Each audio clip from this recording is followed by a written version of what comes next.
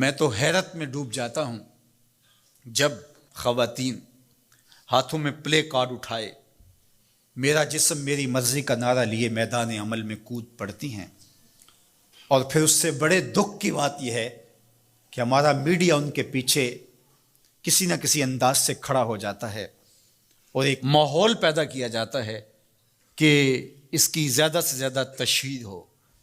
میرا معاشرہ، میرا دین، میری مشرقی روایات، میرا کلچر، میرا تمدن، میری تہذیب اس کی حمایت نہیں کرتا۔ میرا دین تو مجھے اس بات کا سبق دیتا ہے، میری بہن کو، میری بیٹی کو، میری ماں کو، میری بیوی کو میرا دین یہ سبق دیتا ہے کہ وَلَا تَضْرِبْنَ بِأَرْجُلِهِنَّ لِيُعْلَمَ مَا يُخْفِينَ مِنْ زِينَتِهِنَّ، کہ وہ اتنے زور سے قدم بھی نہ رکھیں کہ ان کے پاؤں میں پڑے ہوئے پازیب کی چھنکار غیر مرد کے کانوں تک پہنچے۔ جو اسلام اپنی شہزادیوں کے پاؤں میں پڑے ہوئے پازیب کی جھنکار بھی غیر مرد تک جانے سے روکتا ہے، تو کیسے گوارا کیا جا سکے کہ ٹھمکے لگا کے عورتیں ہاتھوں میں پلے کارڈ اٹھائے بلند آواز سے نعرے لگا رہی ہوں اور جو ہے وہ دھمک دھمک کر کے جو ہے وہ اپنے حقوق مانگ رہی ہو۔ تم حقوق کس سے مانگتے ہو؟ محمد عربی نے تمہیں 14 صدیاں قبل حقوق دیے، اور اگر تم اسلام کو نہیں مانتی اور اسلام کے ضابطوں سے انحراف کرتی ہو تو تمہیں میں ایک نقشہ ماضی کا دکھانا چاہتا ہوں کہ تمہارے وجود کو بھی گوارا نہیں کیا جاتا تھا۔ اٹھا کر کے سسکتی بچی کو زندہ درگور کر دیا جاتا تھا۔ بھائی اس لیے کاٹ دیتا تھا کہ کل کوئی میرا بہنوئی نہ کہلائے۔ عکاس کے میلے میں بیٹوں کے ہاتھوں مائیں فروخت نہیں ہوئی؟ تذلیل کا اور کیا روپ تھا جو عورت نے نہیں دیکھا تھا؟ یہ تو اسلام کا فیض ہے کہ اسلام نے ماں کا روپ دیا، اسلام نے عورت کو بہن کا روپ دیا، عزتوں کی مسند پہ بٹھایا، بیٹیاں زندہ درگور ہو رہی تھی، میرے حضور نے کہا میری فاطمہ میرے جگر کا ٹکڑا ہے۔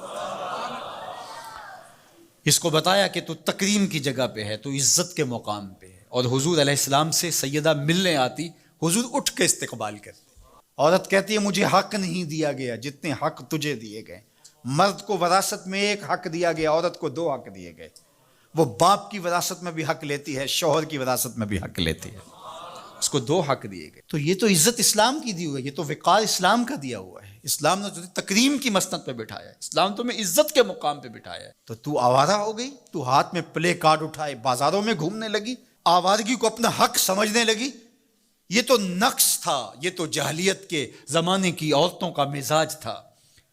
تجھے تو یہ کہا گیا فَلَا تَخْضَعْنَ بِالْقَوْلِ فَيَطْمَعَ الَّذِي فِي قَلْبِهِ مَرَضٌ، کہا کہ جب دروازے پہ دستک ہو یا تو فون اٹھا لے، مجبوری ہو کسی غیر مرد سے تجھے بات کرنا، تو تجھے میرا دین کہتا ہے اپنی آواز میں لوچ نہ پیدا ہونے دینا، آواز کو تھوڑا سا کرخت کر دینا، دل کا کوئی روگی تیری آواز کی نرمی سے کوئی اور معنی نہ نکال لے۔ تو اتنی پاک اور پردے دار ہے کہ تیرے بارے میں خیال بھی پاک رہنے چاہیے۔ تجھے دیکھ کے مرد کو ادب سے نظریں جھکانے کا حکم دیا گیا ہے۔ نگاہیں نیچی کر لو، محمد کی شہزادی آ رہی ہے۔ نگاہیں نیچی کر لو، فاطمہ کی بیٹی آ رہی ہے۔ نگاہیں نیچی کر لو، عائشہ کی بیٹی آ رہی ہے۔ تو عزت کے مقام پہ بٹھائی گئی، تو کس نے تجھے آوارہ کر دیا؟ کس نے تجھے بد چلن کر دیا؟ چند ٹگوں پہ، چند ملکوں کے سرمائے پہ، اور چند آوارہ عورتوں کے کہنے پہ جو مغرب کی وظیفہ خور ہیں اور جو نہ نظریہ پاکستان کو مانتی ہیں اور نہ ہی نظریہ اسلام کو مانتی ہیں، ان کے کہنے پہ تو ان کے ساتھ جا کے کھڑی ہو گئی۔ پلٹا واپس، تیری راہیں تیرا دین دیکھ رہا ہے۔ یہ 4 دن کی زندگی ہے، یہ بکھر کے ٹوٹ جانے والی سانسیں ہیں۔ آجا، تیرا دین انتظار کر رہا ہے، تیری نسلیں تیرا انتظار کر رہی ہیں۔ بطول باش و پنہا شو ازیں اثر کہ در آغوش شبیر بگیری۔ اقبال نے کہا بہن بطول بن جا اور زمانے کی نگاہوں سے پوشیدہ ہو جا، پھر تیری آغوش میں بھی حسین کے جانشین پیدا ہوں گے۔ تو مغرب کی ٹینو نہیں ہے، تو محمد کی بیٹی ہے، اور تیرا پردہ تیرے لیے بوجھ نہیں ہے، تیرے پردے کی ایک سلوٹ تیری آبرو کا پیرا ہے۔ تیرا برقع تیری عظمتوں کا نشان ہے۔ جب تو برقعے میں سمٹ کر، جب تو شرعی پردے کے ساتھ ڈھیلا لباس پہن کے گھر سے کسی کام سے مجبوراً نکلتی ہے تو فرشتے بھی ادب سے سر جھکا لیتے ہیں.